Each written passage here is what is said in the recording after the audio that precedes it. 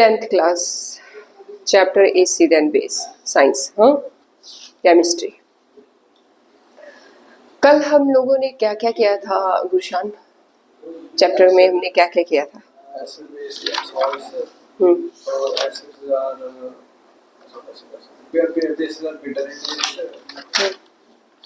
Acids are salt taste. Acid return blue litmus red. Bases turn red litmus blue. और इसके बाद natural indicators भी किए थे. नेचुरल इंडिकेटर्स लाइक टर्मरिक और लिटमस पेपर, लिटमस. अच्छा, एक्सेट्रा शुरू में बोल देना था एक्सेट्रा। इतना सब कुछ पढ़ाने के बाद रिदम और क्या रह गया? पूल फैक्टर इंडिकेटर्स जैसे अनियंस वगैरह, क्लोव या फिर एसिड और बेस के रिएक्शन में सॉल्ट और वाटर देते हैं, और फिर क्लोज कर दे क्वेश्चन। मेटल्स के साथ बेस का रिएक्शन, मेटल्स के साथ और एसिड और बेस का रिएक्शन, मेटल कार्बोनेट और मेटल हाइड्रोजन कार्बोनेट से आता है। और वो हमने वो किया था कि कार्बन डाइऑक्साइड जब लिमिटेड अमाउंट में कैल्शियम हाइड्रोक्साइड के थ्रू पास हो तो क्या होता है? और CaCO3 plus H2O। आज हम करने जा रहे हैं how do acids bases react with each other. Acid और बेस एक दूसरे के साथ रिएक्ट करेंगे तो क्या होगा? इसको क्या बोलेंगे? Neutralization reaction. क्या बोलेंगे? न्यूट्रलाइजेशन। Neutralization reaction. एसिड आया, बेस के साथ रिएक्ट किया, कुछ नहीं होता।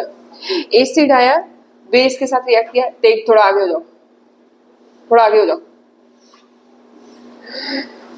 एसिड आया, बेस के साथ रिएक्ट किया और मुझे क्या मिला? Salt plus water. इस रिएक्शन को हम क्या कहते हैं? Neutralization reaction.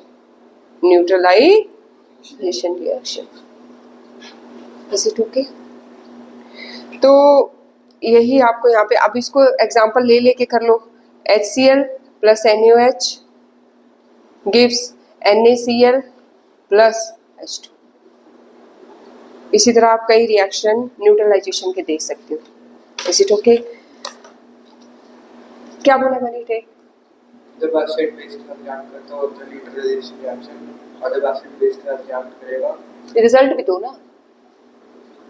रिएक्ट करने के बाद उसने क्या दिया वो भी बताया ना। हाँ, और अब हम करने जा रहे हैं रिएक्शन ऑफ मेटल ऑक्साइड। क्या है? Metal oxides. मेटल नहीं है, क्या है? मेटल ऑक्साइड्स है। किसके साथ रिएक्ट कराना है? एसिड्स के साथ। किसके साथ? एसिड्स है। उठाएं मेटल ऑक्साइड। अब मेटल होनी चाहिए आगे, तो क्या होता है? Na2O मेटल ऑक्साइड है क्योंकि ये मेटल है। अगर मैं CO लेती हूँ तो ये नॉन मेटालिक ऑक्साइड है। ये क्या है? क्योंकि ये कार्बन और ये नॉन मेटालिक ऑक्साइड है और ये मेटालिक ऑक्साइड है ना। ऐसे ही मैं CaO लेती हूँ तो ये भी मेटालिक ऑक्साइड है because calcium is a metal. तो मैंने क्या लिया? मैंने मेटल ऑक्साइड ले लिया और उसके साथ मैंने रिएक्ट कराया HCl को। रिजल्ट देखना है हमने कि रिजल्ट क्या आएगा। Is it okay? तो रिजल्ट क्या आएगा? Na वही गिव्स Na हो जाएगा और Cl हो जाएगा और साथ में क्या होगा? H2। क्या हो जाएगा? H2। बैलेंस करना है बस। Is it okay? ऑक्सीजन है यहाँ पे, H है यहाँ पे, तो और वाटर ही बनेगा। ठीक है, तो ये है कि मेटल ऑक्साइड जब एसिड के साथ मिलता है तब भी हमें क्या मिलता है? सॉल्ट प्लस वाटर ही मिलता है। Is it okay? अब है हमारे पास reaction of a non metallic oxide with base. अब मुझे क्या उठाना है? नॉन मेटालिक ऑक्साइड उठाना है। तो मैंने पहले ही कह दिया था कार्बन डाइऑक्साइड और मोनोऑक्साइड दोनों ही नॉन मेटालिक ऑक्साइड है। तो मैंने CO उठाया और मैंने बेस के साथ रिएक्ट करना है। किसके साथ? बेस के साथ रिएक्ट करना है। क्या बनेगा?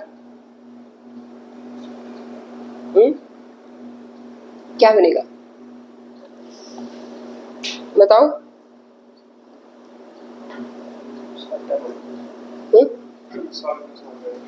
सॉल्ट। क्या सॉल्ट है ये?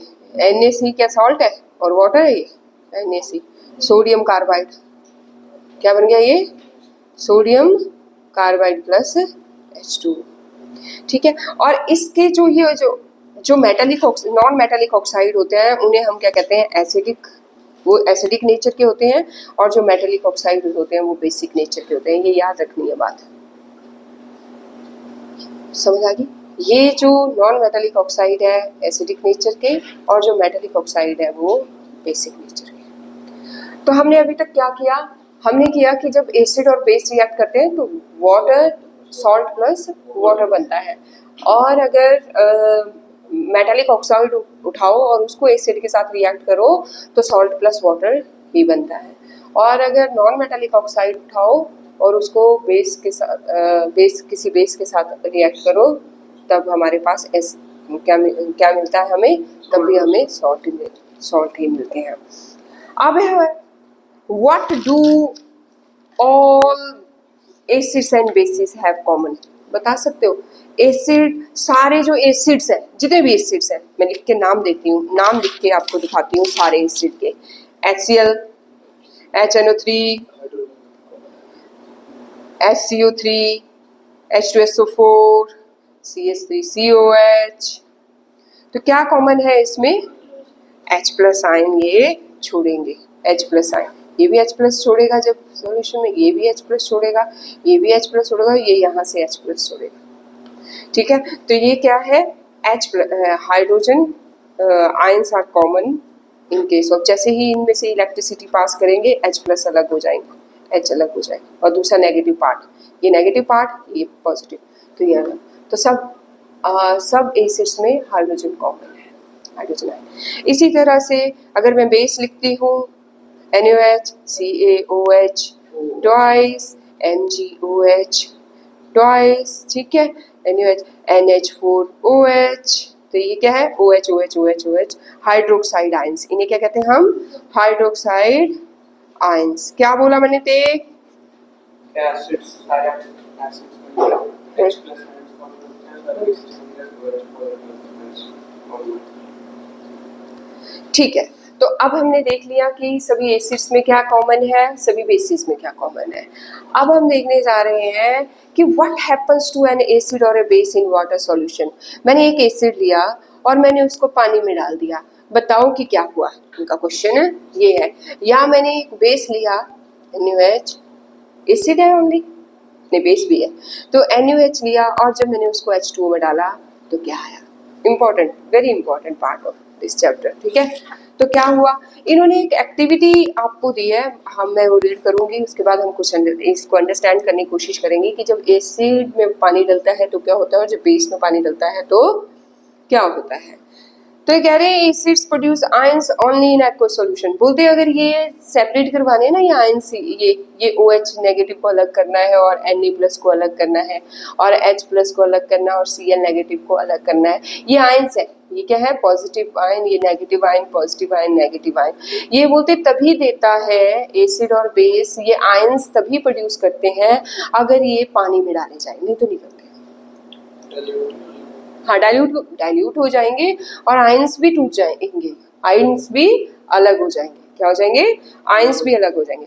बोलते टेक, ठीक है। अगर आपने इस बात को अंडरस्टैंड करना है कि सच में एसिड के आयंस अलग हो जाते हैं, तो दोनों नेगेटिव पॉजिटिव से जो एसिड बने, और बेस के आयंस भी अलग हो जाते हैं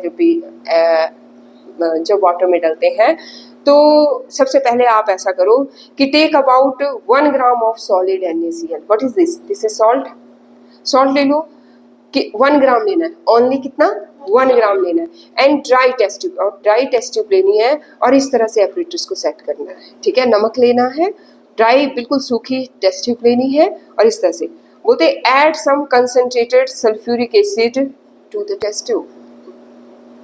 बोलते जैसे NaCl डाला, अब इसमें थोड़ा सा सल्फ्यूरिक एसिड डाल दो, क्या डाल दो इसमें, सल्फ्यूरिक एसिड डाल दो। What do you observe, is there a gas coming out of the, देखो NaCl था, हम देख लेते हैं क्या होता है, और H2SO4 था, अब क्या हो जाएगा, NaSO4 हो जाएगा, NaSO4 हो जाएगा, और दूसरी तरफ नहीं, H2 और Cl2 दोनों अलग अलग रिलीज होगी, हाइड्रोजन गैस अलग से, Cl2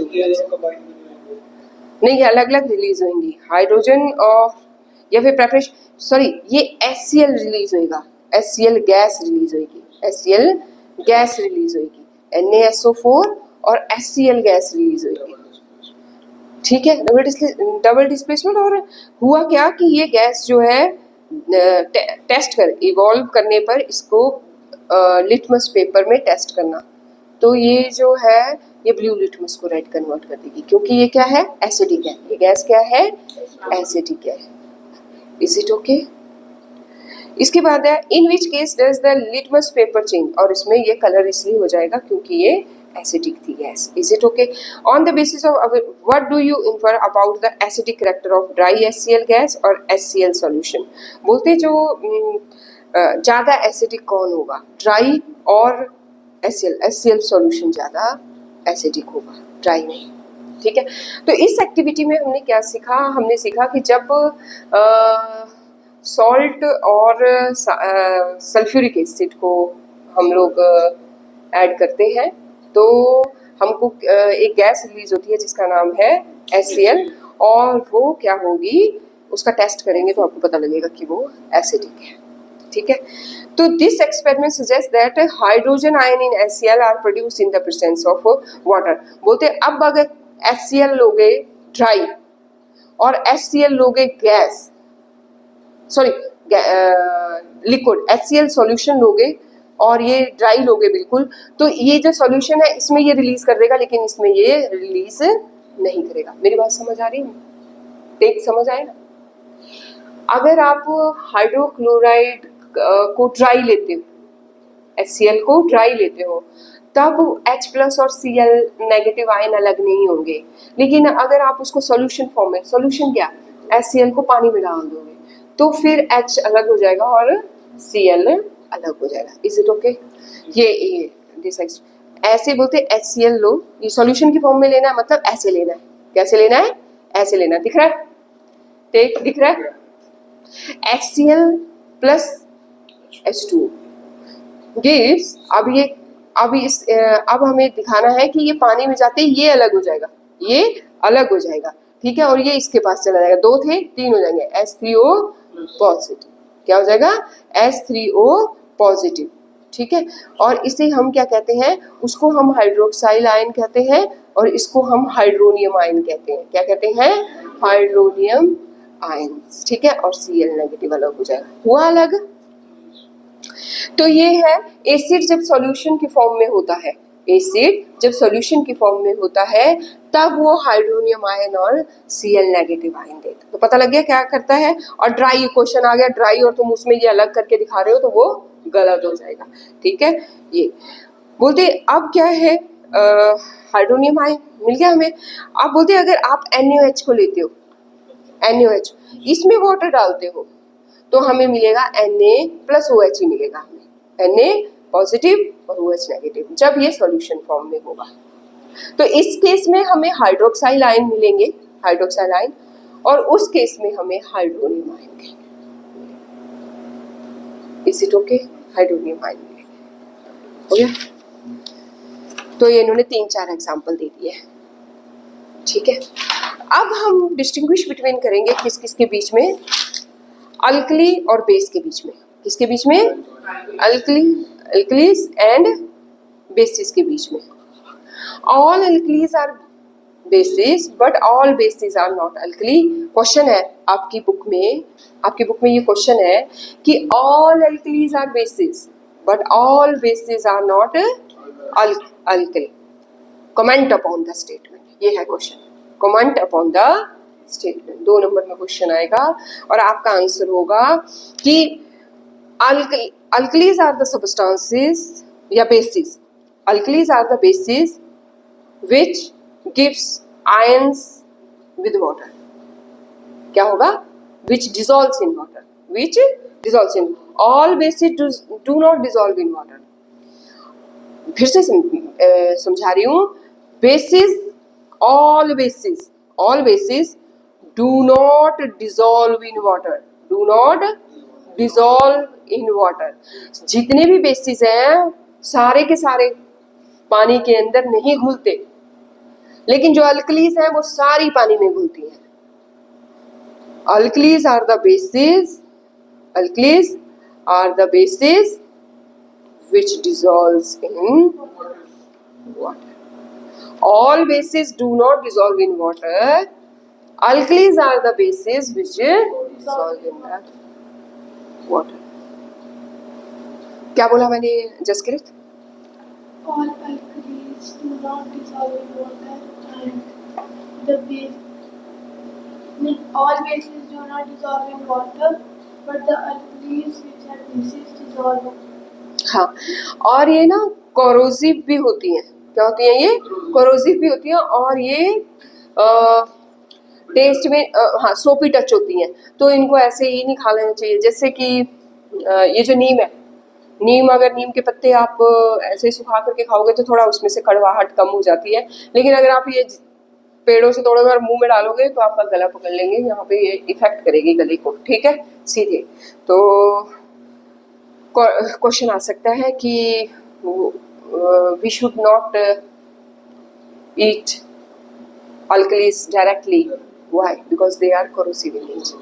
Because they are. Now, as we have identified that all acids, ये हमें पता लग गया कि जब उसमें पानी डलता है तो वो H+ अलग कर देते हैं एसिड्स. ये हमें पता लग गया. तो एंड बेसिस जो है वो जैसे पानी डालते हैं वैसे OH नेगेटिव उसका अलग हो जाता है. ये सब कुछ हम पढ़ चुके. और इसी रिएक्शन को हम neutralization reaction, we can view the neutralization reaction कैसे होता है. Acid plus base is equal to salt plus water. ये सारी बातें हम सीखने के बाद अब हम क्या करने जा रहे हैं? अब हम क्या करने जा रहे हैं? एसिड को, एसिड में पानी डालना है. आप एसिड ले आए खरीद के. कौन सा? कंसंट्रेटेड. कौन सा? कंसंट्रेटेड. पानी नहीं है उसमें बिल्कुल भी. उसमें क्या है याद हो गया जब जी? लिखो. ठीक है, पानी नहीं है उसमें. क्या है वो? कंसंट्रेटेड एसिड है. Is it okay? आप चाहते हो कि घर में आपके बच्चे हैं और आप चाहते हो कि ऐसा ना हो कि कभी वो हाथ लगाएं गलती से. वैसे तो आप आउट ऑफ रीच रखोगे, लेकिन कभी चलो गलती से हाथ ना लगे तो आप चाहते हो कि इसको मैं डाइल्यूट कर दूं. क्या कर दूं? डाइल्यूट. तो क्या करना चाहिए हमें? क्या हमें उसमें पानी सीधे डालना चाहिए या उसमें उसको पानी, एसिड को पानी में डालना चाहिए, या पानी को एसिड में डालें, या एकदम डालें, या ड्रॉप बाय ड्रॉप डालें? और एकदम डालेंगे तो क्या होगा, क्या नहीं होगा? क्या होगा? ड्रॉप बाय ड्रॉप पानी को किसमें? क्यों? ये क्वेश्चन है एनसीईआरटी का.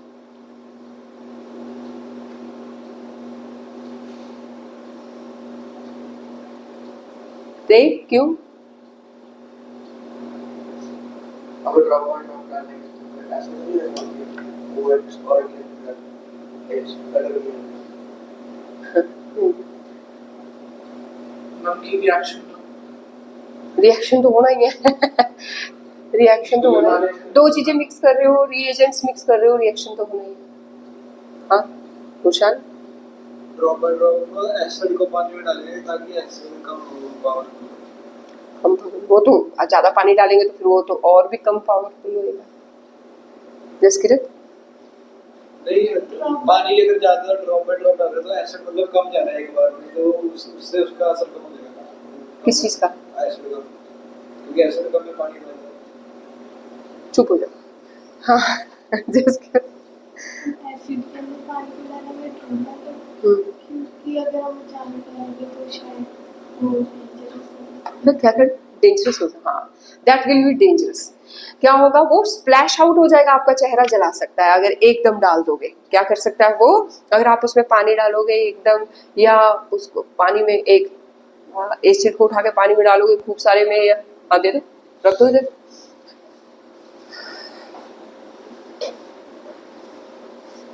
प्रथम गैस बंद करना बेटा. मैं चेक करके देती हूँ. और क्या कहते हैं, हाँ फिजिक्स का. ठीक है, तो वो बॉटल भी फट सकती है और वो फटने के बाद आपके सीधे आपके चेहरों पे. क्यों? क्योंकि जब भी आप एकदम एक साथ खूब सारा वाटर एसिड के अंदर डालो या खूब सारे एसिड को पानी के अंदर डालोगे तो बहुत सारी एनर्जी रिलीज होती है. वो एक एक्सोथर्मिक रिएक्शन है. क्या है वो वो बहुत सारी हीट जो है वो रिलीज करता है। क्या करता है? रिलीज करता है। और जब वो हीट रिलीज करेगा तो वो आपको जला सकता है एंड इट डेंजरस। ठीक है, यहाँ दिखा रही हूँ मैं। The process of dissolving an acid और a base in water is highly exothermic. आ गया? क्या करना है इसका? नहीं नहीं, मैंने चेक करना है ना, इससे देखूंगी मैं। नहीं तो बायो की बुक क्यों लेनी है? केमिस्ट्री रिवाइज करो जो की हुई है, पीछे से क्वेश्चन आंसर सॉल्व करो जहां तक टॉपिक किए हुए हैं। The process of dissolving an acid और a base in water is a highly exothermic. हो गया? कह रहे care must be taken while mixing concentrated nitric acid और सल्फ्यूरिक एसिड विद वाटर। बात समझ आ रही है? The acid must always be added slow to water with constant stirring. हिलाते भी रहना है, स्लो डालना है, हिलाते भी रहना है। If water is added to concentrated acid the heat generated may cause mixture to splash out. बोलते हैं अगर वाटर को आप सीधे उसमें डालोगे और एक साथ डाल दोगे तो वो स्प्लैश आउट हो जाएगा। इट कैन कॉज बर्न, और इवन ग्लास के अंदर डाल के लाते ना, वो भी ब्रेक डाउन हो सकता है और हीटिंग कॉज कर सकता है, आपको इफेक्ट कर सकता है। तो इसलिए ऐसे इसलिए उसके ऊपर कौन सा साइन लगा होता है? ये वाला। कौन सा? ये भी पूछ सकते हैं इसके ऊपर डेंजरस साइन क्यों लगा है। इस तरह से क्वेश्चन को मॉडिफाई कर सकते हैं। अब एक और क्वेश्चन है एनसीईआरटी के अंदर कि मिक्सिंग एन एसिड और a base with water results in the decrease in the concentration of ions H3O positive. ये क्वेश्चन आता है कि जब एसिड और वाटर को मिक्स करते हैं तो ये जो हाइड्रोक्साइल हाइड्रोनियम आयंस होते हैं और जो हाइड्रोक्साइल आयन होते हैं ये बढ़ते हैं या घटते हैं? तो आप क्या कहोगे कि ये डिक्रीज होते हैं पर यूनिट वॉल्यूम। ठीक है, पर यूनिट वॉल्यूम जो है वो डिक्रीज होंगे। और जब पर unit volume H3O positive ion कम हो या फिर OH नेगेटिव आयंस कम हो, पर यूनिट वॉल्यूम में कम हो जाएं किसी वाटर ऐड करने से, तो बोलते हैं उस प्रोसेस को हम डाइल्यूशन कहते हैं। उस प्रोसेस को हम क्या कहते हैं? डाइल्यूशन कहते हैं। कंसंट्रेटेड में इसका मतलब क्या हुआ कि H3O positive ions concentrated acid में और OH negative ions concentrated base में ज्यादा होते हैं पर यूनिट वॉल्यूम में as compared to the dilute. Is it okay? तो डाइल्यूशन पे क्या होगा, इस पॉइंट को अपने दिमाग में डाल दो कि जब एसिड और बेस डाइल्यूट किए जाएंगे तो एसिड में H3O पॉजिटिव आयंस पर यूनिट वॉल्यूम, ये लाइन कंप्लीट करनी है, डिक्रीज होंगे और OH नेगेटिव आयन भी पर यूनिट वॉल्यूम अगर बेस में पानी डाला तो डिक्रीज होंगे and this process is known as dilution. ये आपके 6 क्वेश्चन है, ये 6 के 6 मुझे लर्न चाहिए तभी छुट्टी होगी, लर्न करके सुनाने हैं मुझे। और पीछे ये 3 क्वेश्चन भी आपने नहीं याद किए होंगे, ये भी आज की डेट में आए, तो ये 9 क्वेश्चन मुझे याद चाहिए। चलो अपनी अपनी सीट पे, ठीक है।